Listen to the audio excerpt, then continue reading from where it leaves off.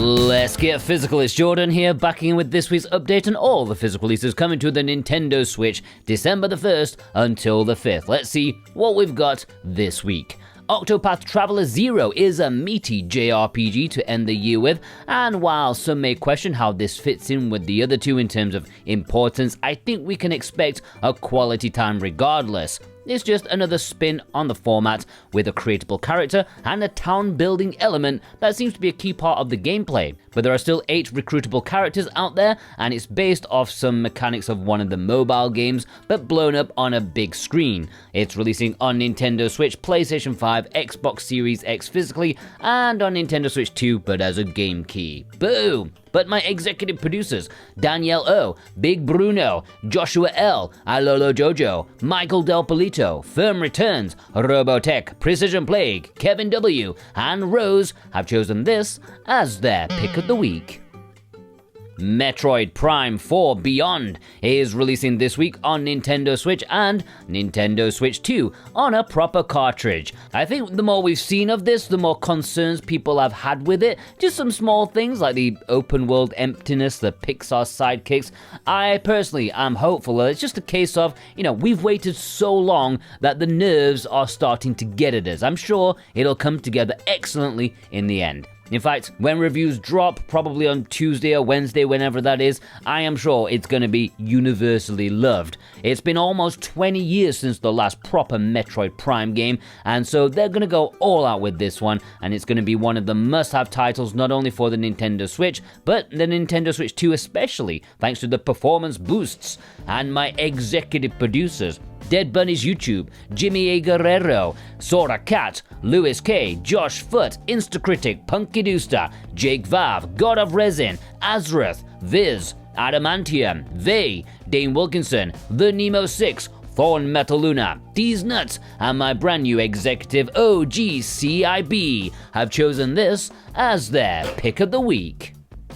And if you want it, or any of the retail games in this video, then please consider purchasing via the links in the description and pinned comment. That massively helps support me and this series, this channel, in the best way possible. VGP are a really nice company, and they have free worldwide shipping on orders over 75 Canadian bucks, which is like 54 American dollars, not that much. And I do truly thank you from the bottom of my heart if you purchase via my links. Plus, each week, if you buy something, you are put into a draw to have a chance of winning a $10 discount coupon. And this week's winner is Joel R. Congratulations, Joel. You should get an email from VGP with your discount coupon in the coming days. Let me know if it doesn't appear in the next couple of days, and I'll get it sorted. It's a very busy period for those guys at VGP. Anyways, what else is this week? Well, we've got Cards RPG, the Misty Battlefield. It's getting a belated physical release in the West. This has been out a good while in Japan already with English. I don't think too many imported it, so this is a decent opportunity to grab it, and now it includes some DLC on the cartridge, which is nice. This is a mix of genres. It's got card stuff, it's got some tactical RPG thing going on. It's a bit of a hot pot in terms of mechanics, and it's from Acquire, so you can always rely on them to produce something decidedly niche. This is going to be on Nintendo Switch and PlayStation 5 in North America this week, but Europe is lagging a little bit behind. It'll be next week. Mandragora, Whispers of the Witch Tree is getting a physical release this week on Nintendo Switch, PlayStation 5, and Xbox in both a standard edition as well as a collector's edition. This is a side-scrolling action game that's going for a Souls-like type difficulty, and admittedly the presentation looks gorgeous, at least in trailers and on PC. Who knows what it looks and plays like on the Nintendo Switch? Hopefully it's alright.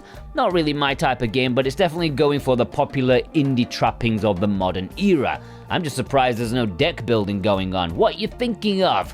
My executive producers, Super Ben Julio and Brent McLean, have chosen this one as their pick of the week. Starlight Legacy is releasing in North America this week. I'm going to briefly mention this since it came out in Europe already, but at the last minute the North American release was pushed back until, well, now. Hopefully it's not delayed anymore, but it is a 16-bit style JRPG that is considered pretty good, and my executive producers, Nerdy Sean and Jennifer M, have chosen this as their pick of the week. Old School Rally is releasing in Europe this week, with a North American release due for next year. Europe definitely getting the timed head start on this one. Did America have a change of gearbox or something? Anyways, this is a game that's channeling the inner Sega rally that we all crave, even if subconsciously. Like, if you don't think you want more Sega rally, you are in denial. No, you're not in an Egyptian river, it's deep within you, and you know it. You know you want 32-bit arcade racing. And this looks really good. I really want it to be good, and my executive producer Ishin has chosen this as his pick of the week.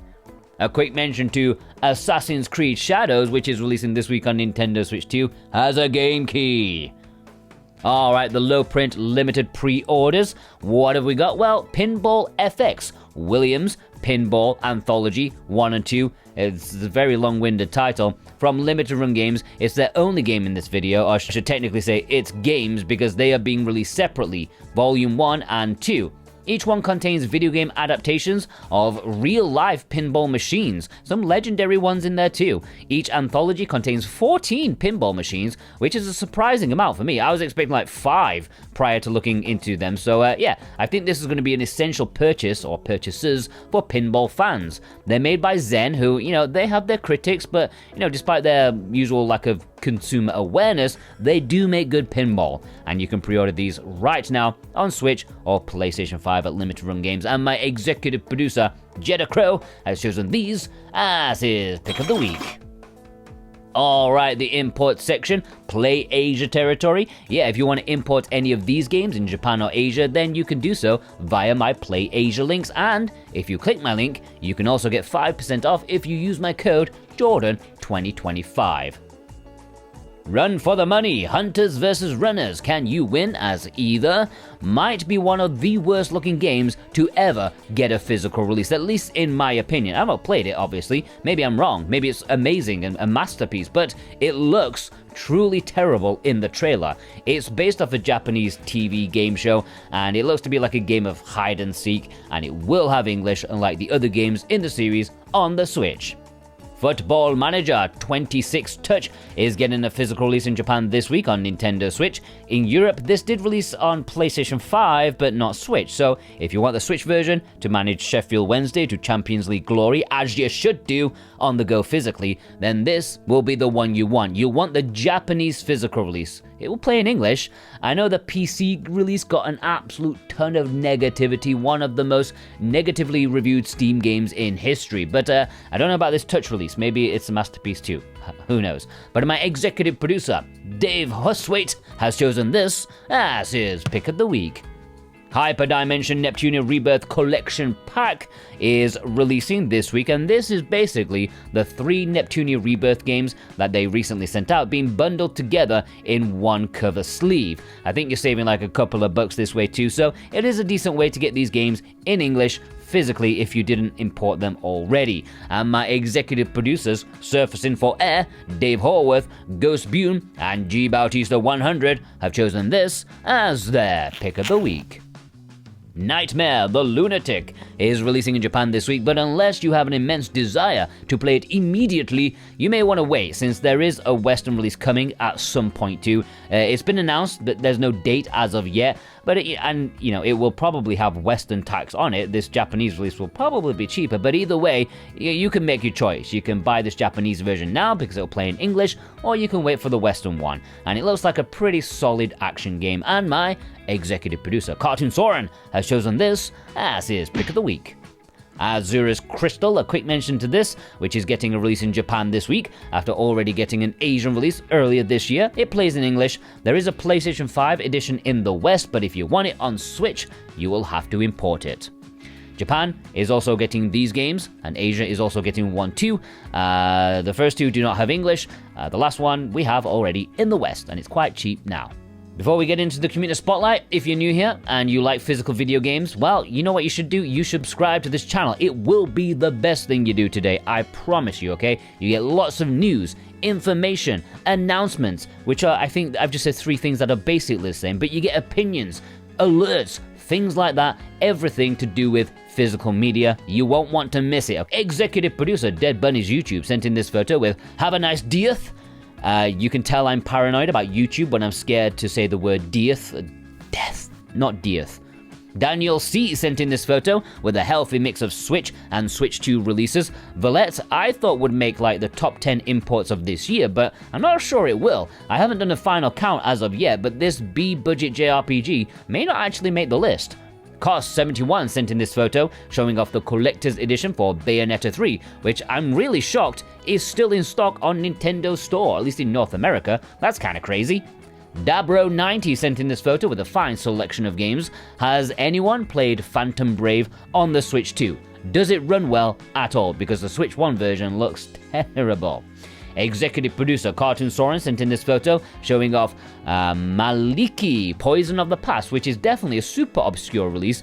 There's been barely any mention of it in English media. Sake Dup sent in this photo with Seventh Domain, another Learful special. Actually harder to get a hold of since VGP's stock sold out pretty quickly, and I still don't even know if PlayAsia bothered to stock it. I mean, they didn't stock it when it first released. Executive producer Kevin W sent in this photo picking up the collector's edition of Hyperdimension Neptunia Rebirth 3.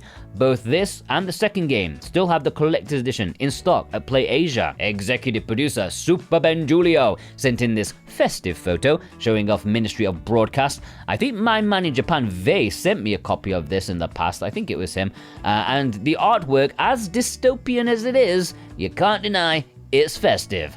Executive producer Instacritic sent in this photo with a wide selection of games, including the Thiza Trilogy, which is a super popular release. I thought it would be big, but even I underestimated how many thirsty people would import it. They did.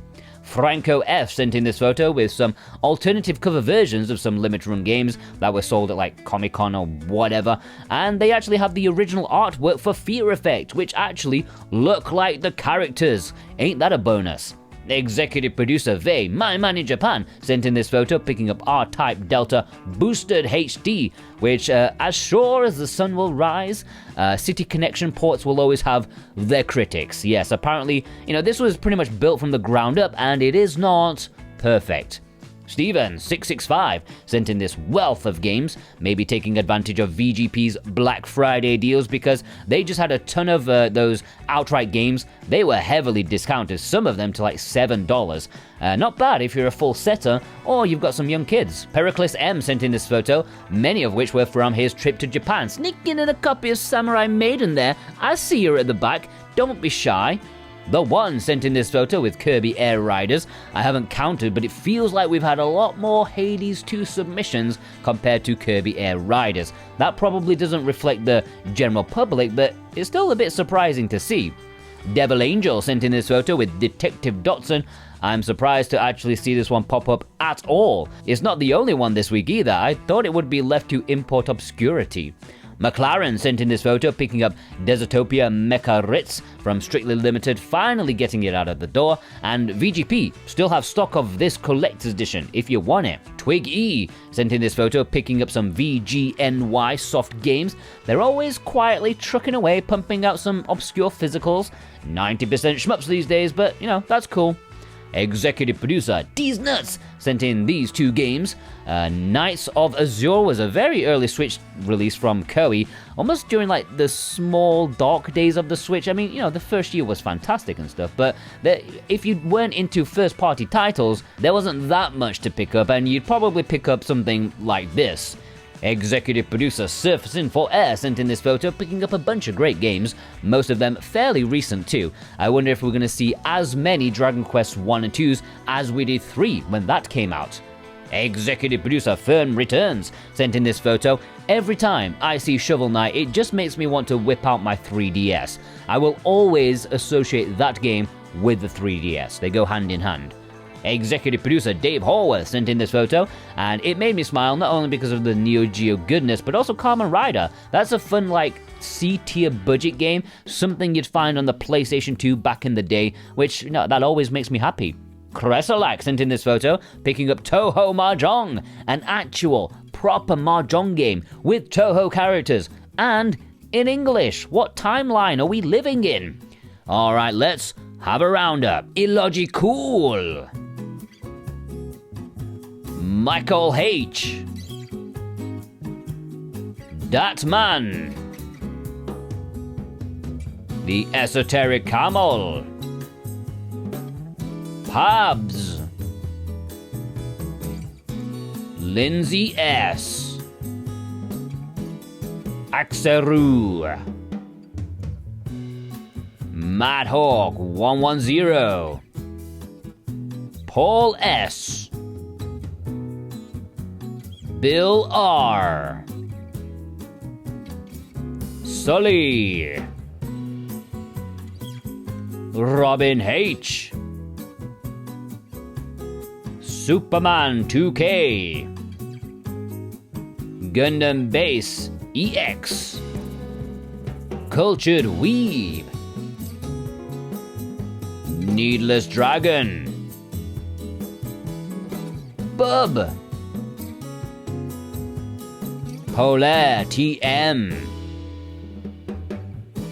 Alright, if you want to send your pictures, the details are on the screen right now. Special thanks, as always, to my executive producers, Dane Wilkinson, God of Resin, Brent McLean, Alexander Cato, JCross7776, Punkidoo Star, Cartoon Soren, Robotech, Thorn Metal Luna, Vey, Instacritic, Precision Plague, Alex M, Josh Foot, Ishin, Lewis K, Kevin W, Jennifer M, Super Ben Julio, Double Dave, Huswaite and Horworth, Sora Cat, The Nemo 6, Ghost Bune, G Bautista 100, Rose, Adamantium, Azrith, Jake Vav, D's Nuts, Jeddah Crow, Brotorius, Surfs in for Air, Justin PDC, Cookie Kid, Radio to Rancid, Danielle O, Switch Effect, Kava Clavicol, Nerdy Sean, Ligma, Michael Del Polito, Big Bruno, Jimmy A. Guerrero, Max Ty, Viz, Dead Bunny's YouTube, Alolo Jojo, Joshua L, Firm Returns, and my brand new executive producers, Kevin M, and OGCIB. Thank you so much for your support. Plus you watching right now. If you watched all the way through, please leave me a fist bump emoji in the comments. Just a little bit of respect, yeah? Go check out some of my other stuff. Check them out if you want to. Here they all are. Go check them out and have a fantastic day. Take care.